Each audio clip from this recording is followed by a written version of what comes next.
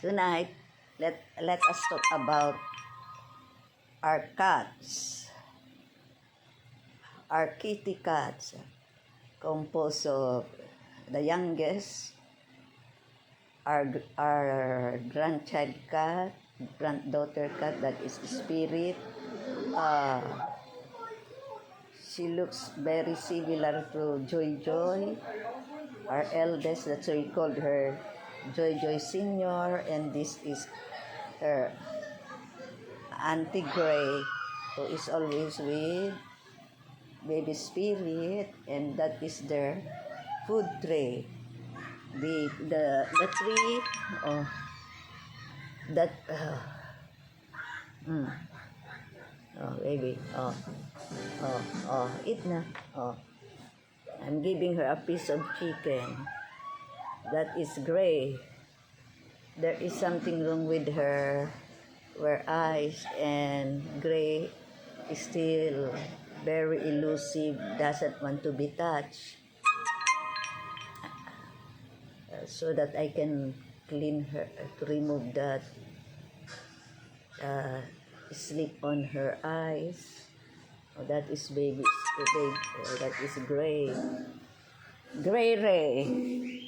And how do our children cats? That is, first, they have their own food tray. Joy Joy, and that is underneath the table of is Sandy's food tray with a little fish. But Sandy loves chicken. And here is their water bucket. Daily, the water is being changed daily. And what is good with our cats? They know when it's eating time. They know where they have to eat, the plate to eat. The three youngest cat, Spirit, Gold, and Gray, eats together in this one plate. When they want to pee and to poo, they go to their CR. They know how to.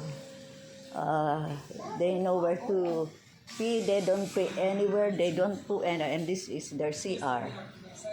We call their cat litter box. And this is Gold. Gold is Baby Spirit Mama. Oh, we really witness how Baby Spirit grow up from the day that she was being born. She is so tiny, like a bubuit. What you call that? Very tiny. Oh, here comes. Most of the time,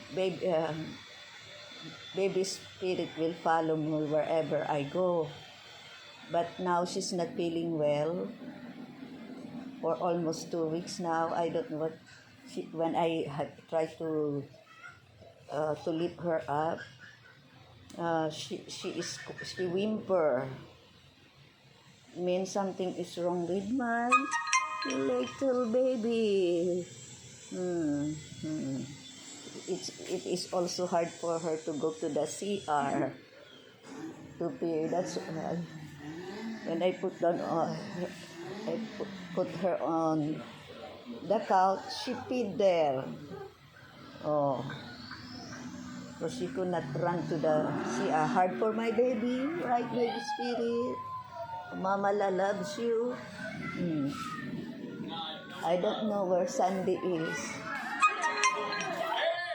Oh, here comes. So here they are. Oh, Sandy is nowhere to be found. Maybe she is on the second floor. And Joy Joy, who has done my massage, is now positioned on her favorite stool, where she always sleep most of the night. If not, she would stay here at our food and Sunday over there. And baby spirit stay sleep here. So what is to be learned? The lesson learns that even animals, we can train them uh, how how to eat properly, how to poo, where to poo, and to pee. Not anywhere. That most of the cat that's why they are clean cat. Our cats are clean. They don't go out of the house. They're staying here inside, and they were Joy son. I think they are vaccinated, except I think for baby spirit because it's still so young, and they have always undergoing deworming like a human baby, like human being. They always have deworming. So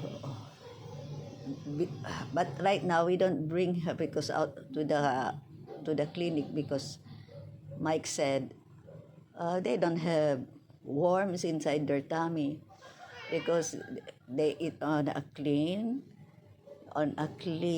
plate. Yes, they don't go out. They stay at just here inside the house. If Joy misses the outside world, oh come here. Oh, she will jump up and look outside the window. Oh, here she is. Oh, she again. That is Joy. Oh, Sandy is daddy's girl. You don't want. Oh, baby. Oh, here she goes. Back to. But Joy never forget to massage me daily, right, Joy? That you love massaging Mama, right? We have also cats downstairs, cats from the neighborhood. It's how dark it is outside. Now they don't leave our house. They sleep downstairs. And what is funny with my children cat as well as the cats downstairs, they know what time they to eat. Once I wake up, once I'm at Jojo is baby spirit, gray gold, always now waiting for me downstairs. But of course, Jojo is with me. The three girls and spirit will wake me up, tugging my hair.